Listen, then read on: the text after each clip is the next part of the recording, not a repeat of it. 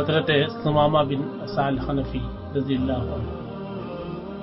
رحمت عالم صلی اللہ علیہ وسلم کی مکہ معظمہ سے ہجرت نے یثرب کو ایک نئی زندگی بخش دی۔ حضور نے یہاں نزول اجلال فرمایا تو کھجور کے باغوں سے گھرے ہوئے اس قدیم شہر کے نصیب جاگ اٹھے۔ جو ہی اس کے در و دیوار طلعت انوار سے جگمگائے، یہ یثرب سے مدینہ النبی بن گیا۔ اب یہ شہر اعدائے اسلام کے خلاف علم برداران حق کی عملی جدوجہد کا مرکز تھا۔ سرور عالم صلی اللہ علیہ وسلم وقتاً فوقتاً مختلف قبیلوں اور علاقوں کے اعدائے اسلام کی طرف یہاں سے مہم میں روانہ فرماتے رہتے تھے۔ فتح مکہ سے کچھ عرصہ پہلے آپ نے چند سواروں پر مشتمل ایک فوجی دستہ نجد کی طرف بھیجا اور پھر اس مہم کے نتیجے کا انتظار فرمانے لگے۔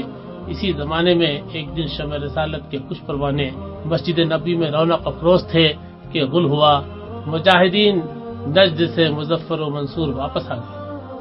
اس وقت نجد سے واپس آنے والے مجاہدین اپنی سواریاں باہر باندھ کر بےتابی سے مسجد نبوی کی طرف لپکے چلے آ رہے تھے۔ ان کے لباس گرد آلود تھے لیکن چہرے نور ایمان سے تابندہ تھے۔ ان کے ساتھ ایک قیدی بھی تھا جس کے ہاتھ رسی سے بندھے ہوئے تھے۔ یہ قیدی بڑا وجیح شخص تھا اور اس کے بدن پر نہایت عمدہ لباس تھا۔ مجاہدین نے مسجد نبوی میں پہنچ کر وہاں پر موجود صحابہ کرام کو سلام کیا اور پھر اپنے قیدی کو مسجد کے ایک ستون سے باندھ کر سرور عالم صلی اللہ علیہ وسلم کے انتظار میں بیٹھ گئے۔ تھوڑی دیر کے بعد سرور کونین صلی اللہ علیہ وسلم مسجد میں تشریف لائے، مجاہدین کی کارکردگی پر اظہار خوشنودی فرمایا اور انہیں دعائے خیر دی۔ پھر آپ نے قیدی پر نظر ڈالی اور صحابہ سے مخاطب ہو کر فرمایا، جانتے ہو یہ کون شخص ہے؟ صحابہ نے عرض کیا، اللہ اور اللہ کا رسول ہی بہتر جانتے ہیں۔ فرمایا، یہ یمامہ کا رئیس ثمامہ بن اسال ہے، اسلام کا بدترین دشمن یا بروایت دیگر ایک مسلمان کا قاتل۔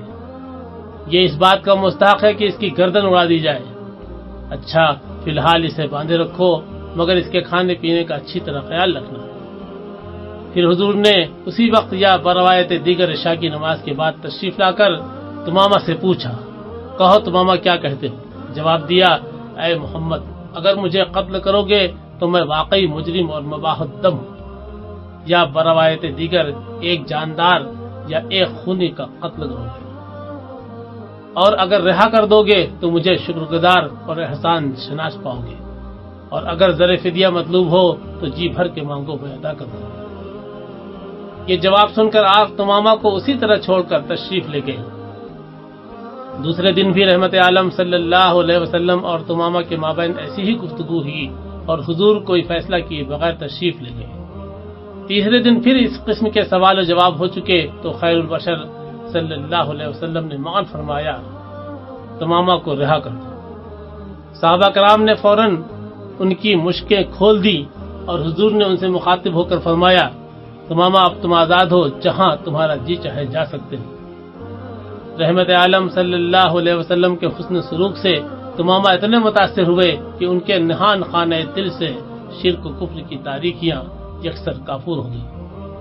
مسجد سے نکل کر دوڑتے ہوئے قریب کے ایک نخلستان میں گئے اور نہا دھو کر الٹے پاؤں مسجد نبی میں آئے۔ سرور عالم صلی اللہ علیہ وسلم ابھی وہیں تشریف فرما تھے۔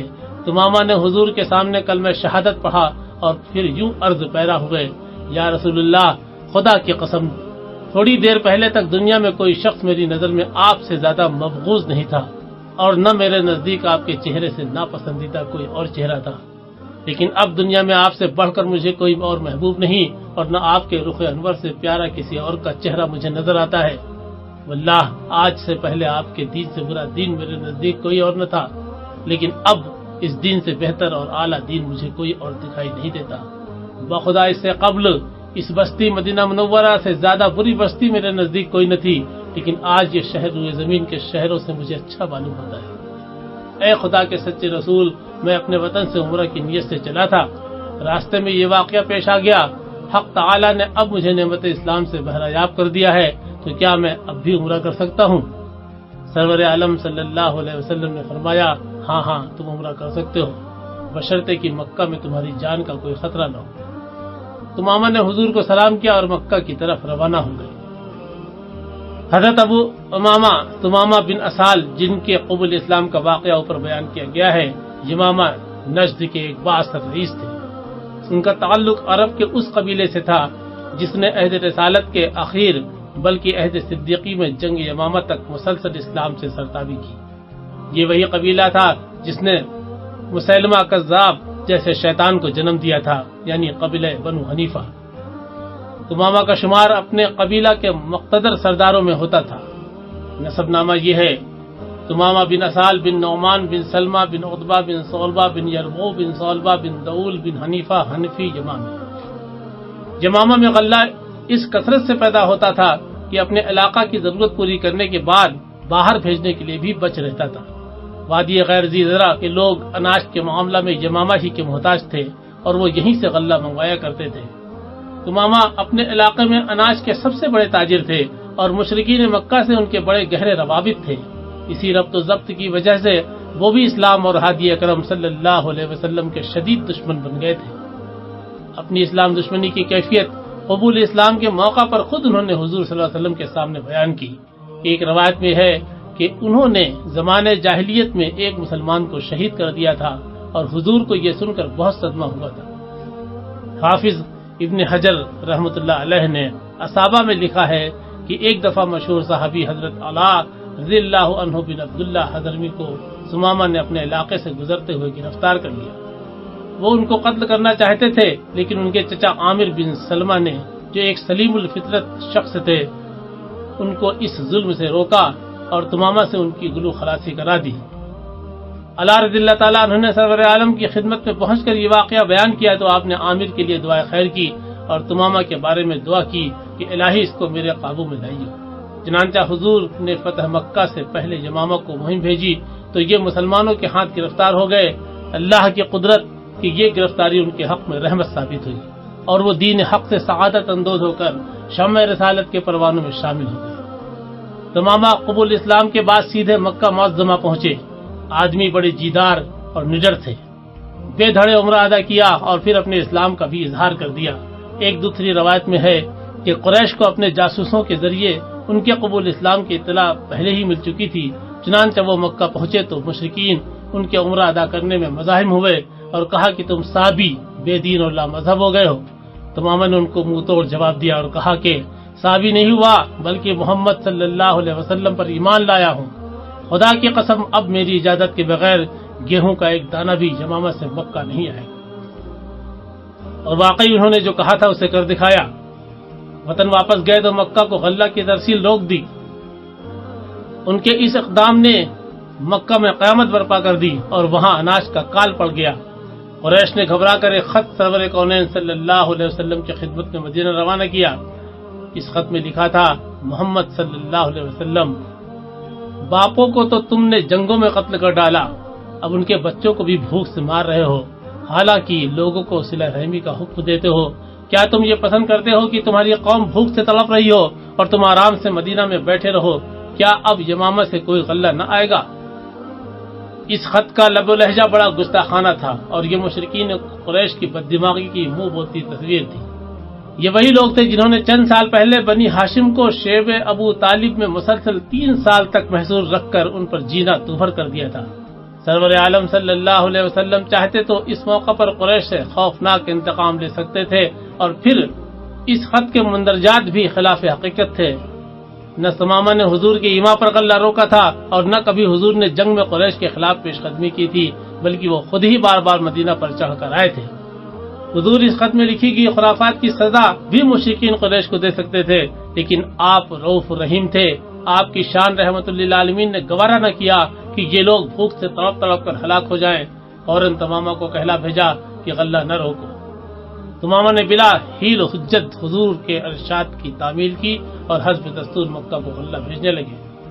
سرور کونین صلی اللہ علیہ وسلم کے وصال کے بعد سارے عرب میں دفعتاً فتنہ ارتداد کے شعلے بھڑک اٹھے۔ بنو حنیفہ نے مسیلمہ کذاب کے دام تزویر میں پھنس کر اسلام سے سرکشی اختیار کی اور خلافت صدیقی کے خلاف جنگ پر کمر باندھ لی۔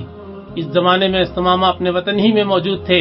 وہ بڑے استقلال سے اسلام پر قائم رہے اور اپنے اہل قبیلہ کو بھی ارتداد سے بچانے کی مقدور بھر کوشش کی، لیکن وہ لوگ مسیلمہ کے دام ہم رنگ زمین میں کچھ ایسے گرفتار ہو گئے تھے کہ کسی نے ان کی باتوں پر دھیان نہ دھرا۔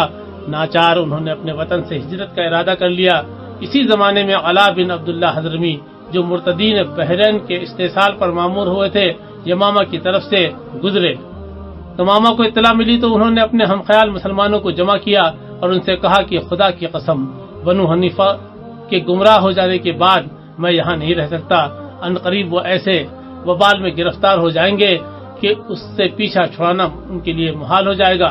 اہل حق اس فتنہ کی سرکوبی کے لیے آ پہنچے ہیں، اس کام میں ان کی اعانت کرنا ہر سچے مسلمان کا فرض ہے۔ میں نے ان کا ساتھ دینے کا عزم بالجزم کر لیا ہے، جو شخص میرے ساتھ چلنا چاہے وہ فوراً تیار ہو جائے۔ بنو حنیفہ کے تمام ثابت قدم مسلمان ان کے ساتھ چلنے پر تیار ہو گئے، چنانچہ وہ علمبرداران حق کی اس مختصر جماعت کے ہمراہ حضرت علی رضی اللہ تعالیٰ عنہ کے لشکر میں شامل ہو گئے۔ بحرین میں ربیہ کا پورا قبیلہ اور بشر بن عمرو عبدری اپنے زیر اثر لوگوں کے ساتھ مرتد ہو گیا تھا۔ دوسری طرف بنو قیس بن ثعلبہ بن حتیم ابن زابیہ کی سرکردگی میں اسلام سے برگشتہ ہو گئے تھے۔ یہ سارے شرپسند قلعہ جواس میں قلعہ بند ہو کر بیٹھ گئے تھے۔ حضرت علی رضی اللہ تعالیٰ عنہ نے جواس کا محاصرہ کر لیا۔ اثناء محاصرہ میں ایک رات کو قلعہ پر چھاپا مارا جس میں بنو قیس کا سردار حتیم مارا گیا اور مرتدین نے ہتھیار پھینک دیے۔ حضرت تمامہ شروع سے اخیر تک حضرت علی رضی اللہ تعالیٰ عنہ کے دست و بازو بنے رہے اور مرتدین کی سرکوبی میں ان کے ساتھ برابر کے شریک رہے۔ یہ مہم سر ہو گئی تو انہوں نے ایک مسلمان سپاہی کے پاس ایک خوبصورت حلہ دیکھا، پوچھا کہاں سے لیا؟ اس نے جواب دیا شب خون کے دوران میں حتیم کو میں نے ہی قتل کیا تھا اور یہ حلہ میں نے اسی کے بدن سے اتارا تھا۔ حضرت تمامہ کو یہ حلہ اس قدر پسند آیا کہ اس سے خرید لیا۔ پہن کر باہر نکلے تو بنو قیس کے کچھ بدتینت آدمیوں سے سامنا ہو گیا۔ وہ اپنے مقتول سردار کا حلہ ان کے بدن پر دیکھ کر بھڑک اٹھے، یہ سمجھ کر کہ یہ تمامہ ہی حتیم کے قاتل ہیں۔ تلواریں لے کر ایک بارگی ان پر ٹوٹ پڑے اور مرد وفا کیش اور صداقت شعار کو آنن پانن شہید کر ڈالا۔ حضرت تمامہ کی ازواج و اولاد اور فضل و کمال کے بارے میں کتب سیر خاموش ہیں، البتہ بعض روایتوں سے معلوم ہوتا ہے کہ وہ ایک اچھے مقرر تھے اور شاعری میں بھی درک رکھتے تھے۔ فتنہ ارتداد کے دوران میں مسیلمہ کذاب کے خلاف انہوں نے بڑے زوردار اشعار کہے تھے رضی اللہ تعالی عنہ۔